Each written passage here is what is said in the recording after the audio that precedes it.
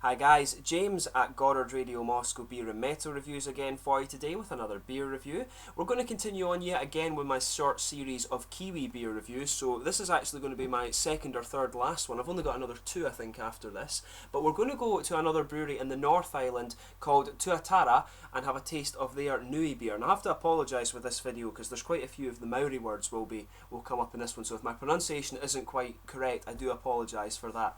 But as is usual with my reviews then, I will take you through a very kind of short history of the brewery. It will only be 2 or 3 minutes, but if you want to fast forward to the tasting section, just feel free to do that. The brewery website's in the video description for you below, along with a link to my other reviews that I'll hopefully be able to do from these guys in the very near future. So anyway, Tuatara Brewery was founded by Carl Vasta, and it started out as a backyard operation in the hills above Waikene. Now Carl was an engineer by trade, and apparently he built a lot of his early equipment by himself, but since his small scale beginnings, the brewery have expanded rapidly and they're now producing about 1 million litres of beer per year, so they are in fact one of the larger craft beer operations in New Zealand, and you can usually find a selection of their beers in quite a few of the local supermarkets and in all throughout New Zealand, and they do export some of their beer as well. I was noticing on Rate Beer and Beer Advocate and stuff, there was a few American guys and Canadians and stuff like that who were reviewing this beer, and some Australians too, so they are beginning to export, and hopefully we'll get it over in Europe at some stage too.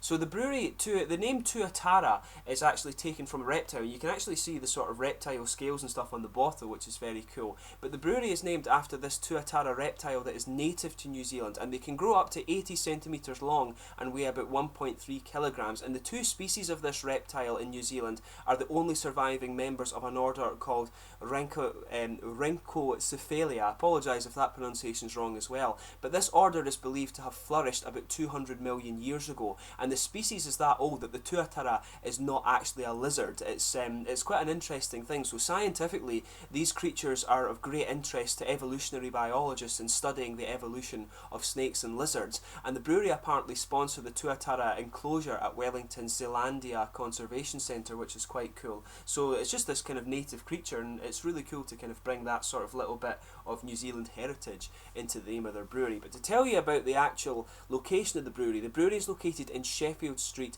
in Paraparaumu, which is just to the north of Wellington in the North Island, maybe about an hour's drive or something like that by the look of the map. But they also have a new bar in Arthur Street in Wellington, which of course is the craft beer capital of New Zealand, and this is called the Third Eye, and it's named as such because at birth these Tuatara reptiles have a functioning third eye. It has the cones and everything like that in it. It's fully functioning, but this later scales over, and scientists aren't actually sure of the exact function of this, but they reckon it's something to do with regulating their circadian rhythms, you know, the sort of 24-hour body clock type thing.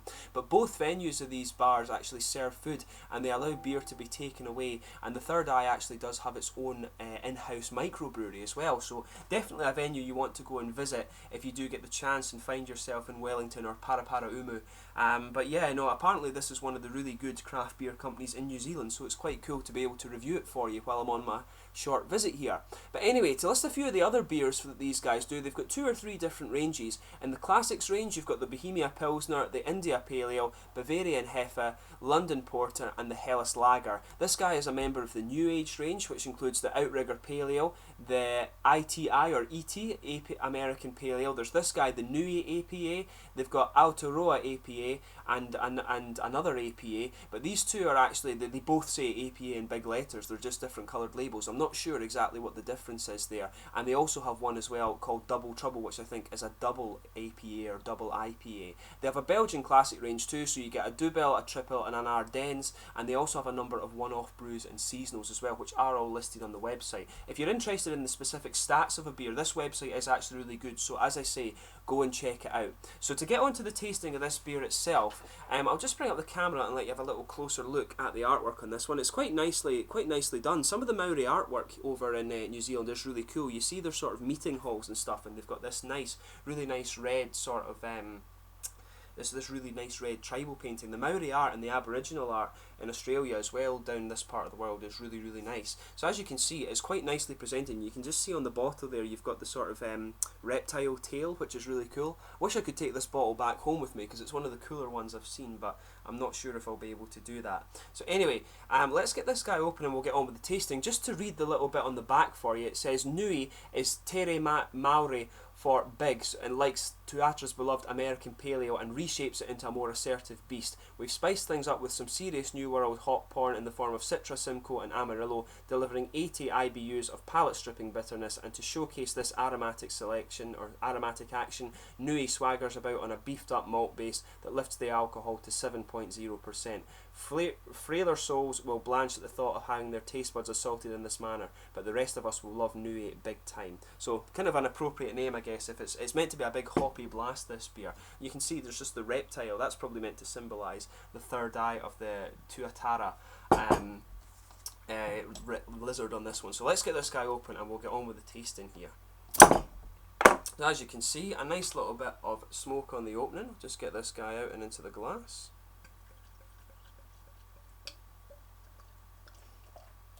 It's really cool, as I said, to see a brewery who kind of are so proud of their heritage. Quite a few of the Scottish ones are like that, but it's quite cool to see it going on in another country as well, especially one of the New World countries. I'll just let the head on this guy settle a little bit before we put the rest of it in the glass, but you can really smell the fruit off that without even paying attention, just as you're pouring it.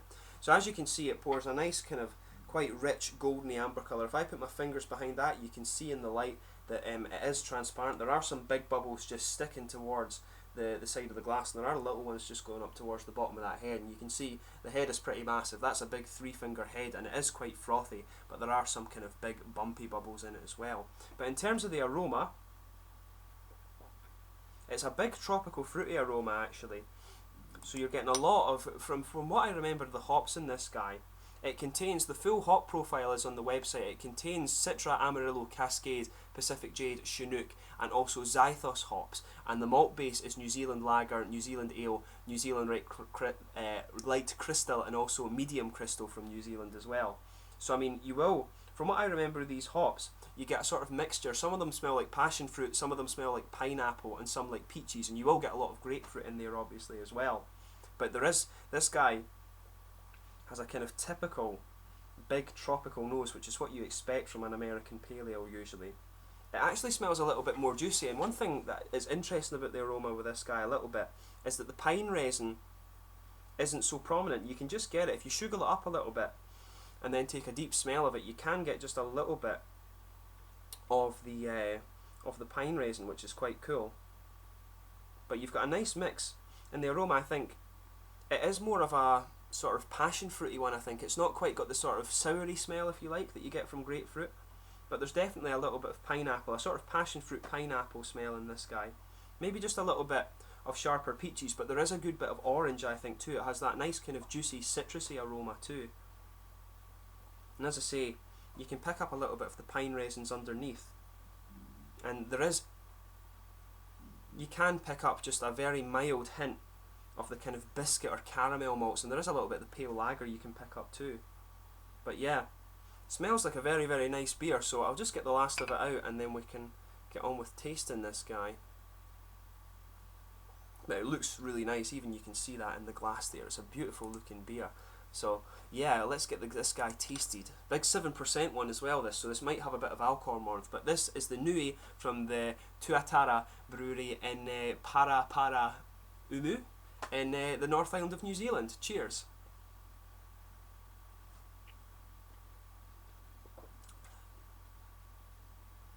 Now that is really well done. I can see why the girl at Glengarry recommended me this. That's a really nice beer.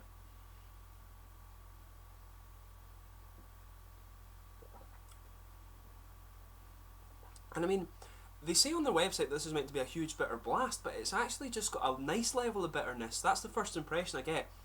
It's just a really nice level of bitterness, and you've got a nice kind of level of fruit in this. It's got a huge fruity flavour.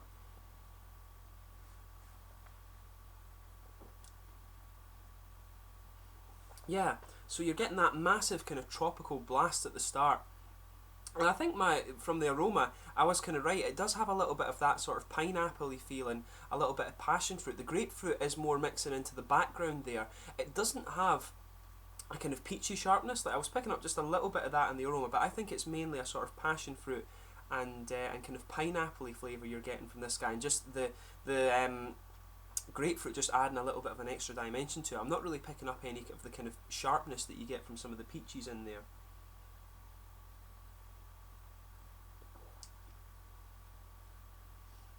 But as you get this oily feel that builds in your mouth with this one, and that's when you start to get a nice little bit of the orangey character coming out. The orange flavour in this, the citrus element of the beer, does build up as you just go through the flavour. Malt base in this one is actually, it's quite subdued by the hops, but it just adds a nice little bit of dimension, particularly in the aftertaste. You are getting that nice kind of typical pale lager malt base, but there is a little bit of a kind of caramel sweetness and maybe a biscuity sweetness, if that makes sense, but it is very, very subtle. The hops are the dominating partner in the beer.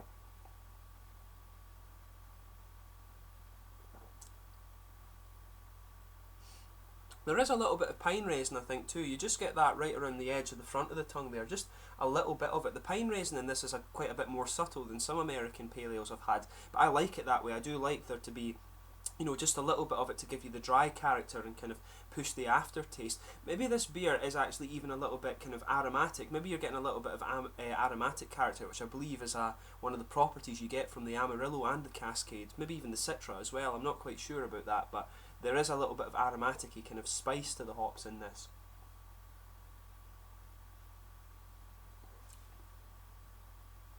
But yeah, no, I think it's more of a kind of, the hop character in this one is more of a sort of fruity and juicy element, but it's really nice. The flavour in this beer is excellent. I really hope they actually start exporting to Scotland and things like that so that we can get more of these, because I would love to review more of their beers if this is the kind of style they're going for.